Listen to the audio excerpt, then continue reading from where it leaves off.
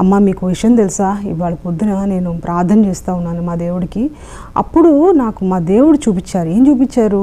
నువ్వు ఇవాళ ఎవరో ఒక ఆమెను కలవబోతున్నావు. ఆమె చాలా కష్టాల్లో ఉన్న మనిషి. ఆమెకి నువ్వు ఆదరణ ఇవ్వాలా, ఓదార్పు ఇవ్వాలా, ఈ దేవుని ద్వారా కలిగే విమోచన ఆమెకు చెప్పాలా అని నాకు నా దేవుడు చూపించాడమ్మా. అసలు ఈ బస్సులో ఇక్కడ మీ పక్కన కూర్చున్నాకనే తెలిసిందే మీ పరిస్థితి, మీ మాటలని విన్నాక నాకు పొద్దున దేవుడు చూపించాడు చూసారా, ఆ మనిషి మీరే అని తెలిసింది అని ఈవిడ గారు మీకు నెమ్మదిగా మాట్లాడుతుంటుంది.